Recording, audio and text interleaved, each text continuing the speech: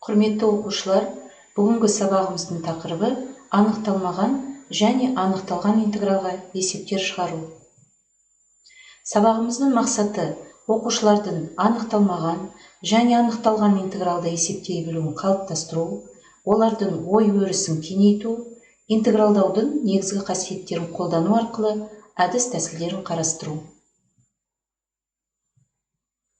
Негізінен интегралдаудың 3 әдісі бар. Бүгінгі сабақ барысымызда бір әдісін қарастырамыз. Ол тікелей интегралдау әдісі. Тікелей интегралдау деп кестеде келтірілген анықталмаған интегралдар формулалары мен анықталмаған интегралдардың негізгі қасиеттерін қолданып, алғашқы функцияларды табу. Анықталмаған және анықталған интегралдардың негізгі қасиеттері ортақ. Ол қасиеттермен оқушылар сіздер таныс болдыңыздар. Негізінен 6 қасиеті бар. Қайталап шығайық. Біріншісі, анықталған интеграл шамасы интеграл айнымалысының белгіленуіне тәуелсіз. Екіншісі, анықталған интегралдардың төменгі және жоғарғы шектері тең болса, онда интеграл 0-ге тең болады. Үшінші, интегралдаудың шектерін алмастырғанда интеграл таңбасы кері ауысады. Төртіншісі, аралықтарды бөлуге болуға негізделген қасиеті.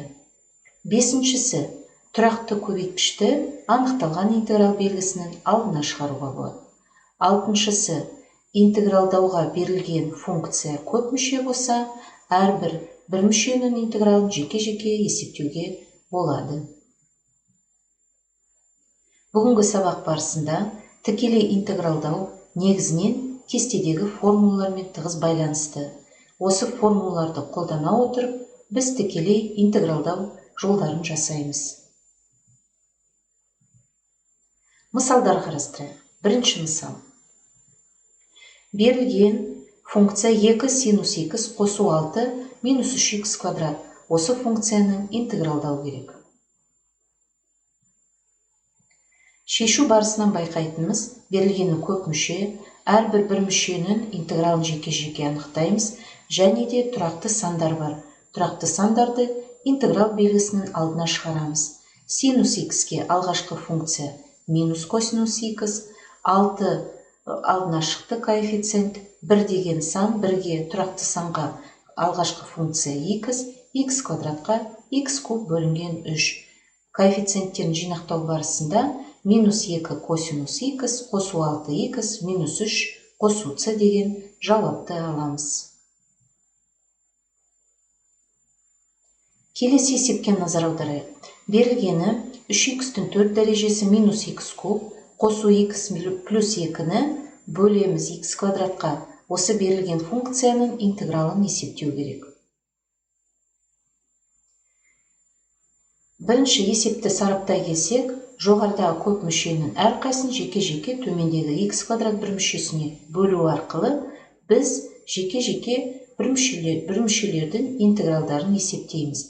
Яғни 3x квадратқа алғашқы функция 3x куб бөлу 3 болады, 3 пен 3 қысқарып x куб қалады.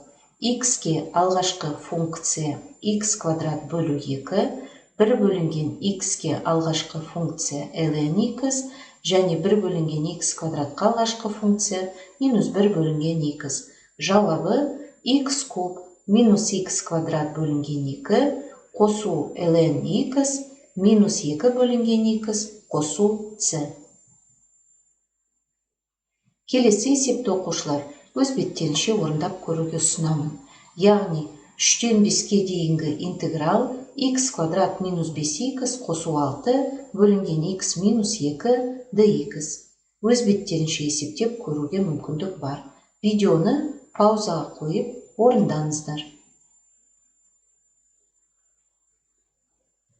Шығарған есептің барысын тексерейік. Жоғарыда тұрған x квадрат минус 5x қосу 6 квадрат 3 мүшесін көбейткіштерге жіктеген уақытта, ол x минус 2 мен x минус 3 көбейткіштерінің көбейтіндісінен тұрады екен.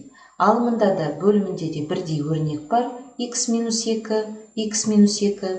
Осы өрнек қысқарады, яғни x минус 3-ке алғашқы функция анықтаймыз. Ол бізде x квадрат бөлінген 2, минус 3х.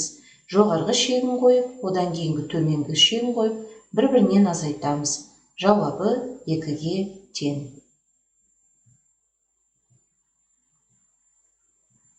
Келесі есепке назар аударайық.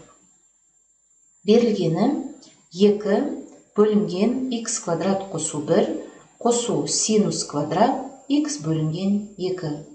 Осы берілген функцияның интегралын есептеу керек. Яғни, кестедегі формулаларды қолданып, тікелей интегралдау жасаймыз. 2 бөлінген х квадрат қосу 1-ден 2 тұрақты сан интеграл белгісінің алдына шығарылады. 1 бөлінген х квадрат қосу 1 ол тікелей арктангенс алғашқы функциясы. Ал синус квадрат х бөлінген 2-ге тікелей біз алғашқы функция анықтай алмаймыз, сондықтан да дәреже төмендету формуласын қолданамыз. Синус квадрат х бөлінген 2-ге дәреже төмендету формуласы 1 минус косинус х бөлінген 2. Әрбір бір мүшенің алғашқы функциясын анықтау барысында 2 арктангенс х қосу 2-ден 1 х минус 2-ден 1 синус х қосу с деген жауапты аламыз. Сіздерге өз беттерінше орындап көруге тағы да есеп ұсынамын. Берілген функция интегралы пи бөлінген 6-дан пи бөлінген 4-ге дейін синус х қосу тангенс х котангенс х функциясын интегралын есептеңіз. Видеоны паузаға қойып есептеңіздер. Шығарған есептеріңізді тексерейік. Яғни, сіздер білесіздер, тангенс пен котангенс функцияларының көбейтіндісі 1-ге тең. Бұл жерде бізде жинақталып, өрнегіміз оңайланады. Синус х-ке алғашқы функция минус косинус х, қосу 1-ге алғашқы функция х. Орнына мәнінбе қойып есептеген уақытта түбір асты 3 минус түбір асты 2 бөлінген 2 қосу пи бөлінген 12 деген жауапты аламыз. Келесі есеп бізде теңдеу.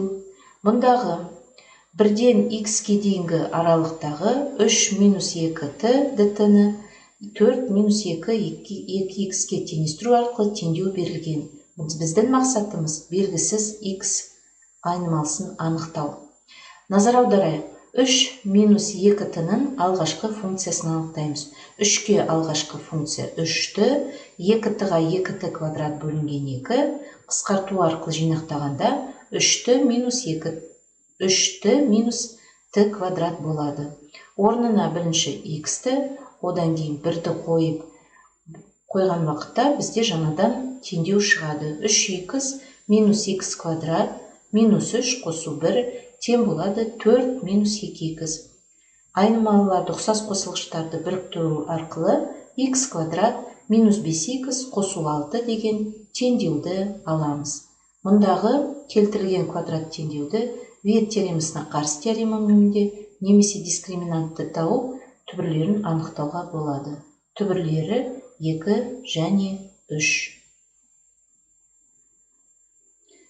Бүгінгі сабақ барысында біз формулаларды тікелей қолданып отырып есептедік. Назарларыңызға рахмет.